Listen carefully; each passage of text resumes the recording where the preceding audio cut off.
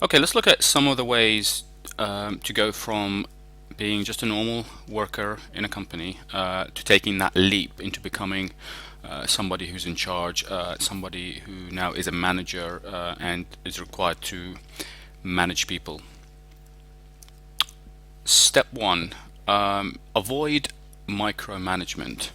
What this basically means is don't try to micromanage every single detail that your staff have to do. So if you give someone the task of doing something, taking care of something, let them have the authority to be able to make decisions for themselves, to be able to make mistakes if necessary, and to learn from those mistakes. Now, by all means, you can go, you can see what they're doing, if they're doing it in the right way or if they're doing it in the wrong way, give feedback. Do this maybe initially quite a lot, but after some time, give them the freedom to carry out the tasks by themselves and only really check up on them every so often, just to make sure that things are running exactly how you want them to run. But avoid having to micromanage every single little detail because it's going to make your life very, very difficult and it's not an effective and productive way to be in a managerial position. Step two, delegate. This is probably one mistake that a lot of managers make is the fact that they don't seem to delegate enough of the work to their staff and would rather take on more and more responsibility, more and more work, put more and more pressure on themselves, rather than just delegating certain tasks which other employees are perfectly capable of doing. And this is probably because they're afraid that this employee is not going to do it exactly the same way as them, or they're going to make a mistake, or they just they're not going to do it in the right way. But you have to overcome that limiting belief, and you have to just say, I can't do everything myself. I have to just delegate this work to someone else. I'm going to train them as much as I can. I'm going to make sure that I'm not going to just put them in at the deep end where they don't know what they're doing. But at the end of the day, I need to trust them to be able to carry out their work without me having to do it for them. So delegation is a very, very important part of becoming a good manager and an effective manager. Step three, know your boundaries.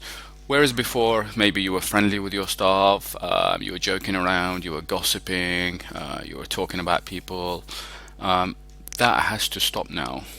You are now in charge of a group of people, and there has to be certain boundaries that can't be crossed. It's very difficult to be the friend, to be the guy who jokes around with the staff, and to be the boss at the same time. Now, that doesn't mean that you have to be completely isolated from your staff. You can still interact with them. You can still joke around every now and then. You can still be friendly. Obviously, you have to be friendly, but you should understand that being in a managerial position means that there are certain boundaries now you can't cross. So, for example, let's take an example of a man who's in charge of a female colleague.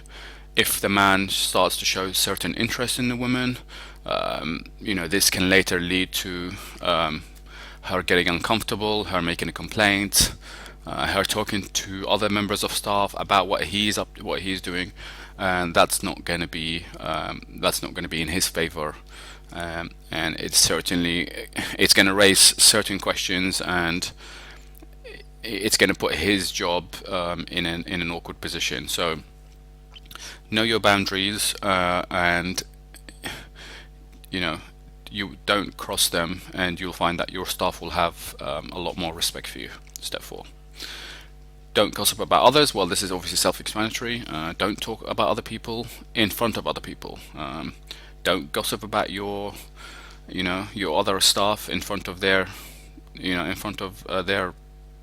their friends that they work with, because this just shows your workers that you're a person that likes to gossip, and you don't have that respect where you know you shouldn't be talking about your own people. So they might think, well, okay, if he's talking about this person in front of me, what's to stop him from talking about me in front of them?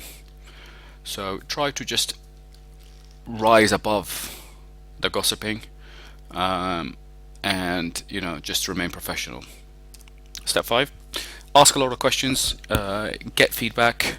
Don't be afraid to walk up to your staff and ask how their day's going, what they're up to, what's going on, how they're finding a certain part of the job, what they think. Could it be made easier? Could it is something that's causing them problems? Is it too difficult? What do they think about certain other members of staff? Do they find your managerial style suitable for what they need to do? Ask questions. You are there to learn as much as possible in those first few months about how you're doing, how they're doing, where things need to go, how things need to improve. So certainly don't sit there in silence. The more you talk, the more feedback you get, the more you're going to be able to use that feedback for the better, to improve your situation. Step 6: earn your respect. Now, a lot of people assume that, okay, once they are in a managerial position, that respect should be automatically given. To a certain extent, this is very, very true. But respect has to be earned through demonstration of hard work, dedication to the job, of a manager who cares about his staff, who cares about his job, and who wants to do well. It doesn't mean obviously staff, if you don't earn the respect, staff should not give you any respect. Certainly at the beginning they should have that certain level of respect for you because you are now in a position of authority. At the same time, you should work your hardest to be able to earn that respect from them, which means not being afraid to carry out certain tasks, to jump in there and show them how things should be done, training your people, developing them, listening to their problems, all these things. So I hope this video has been useful to you. If you liked what you heard and you found it useful, there is a link at the bottom of the video which takes you to a website. There's an ebook there, which is very, very helpful for new managers who are starting out in a managerial role, and it discusses a lot of things about mindsets, beliefs, how to talk to your people, addressing difficult employees, which is a huge issue for a lot of managers. And one of the major complaints of new managers is the difficulty in dealing with some staff, and that is addressed in a big way in the book. So click on the link below, take a look at the book, and good luck.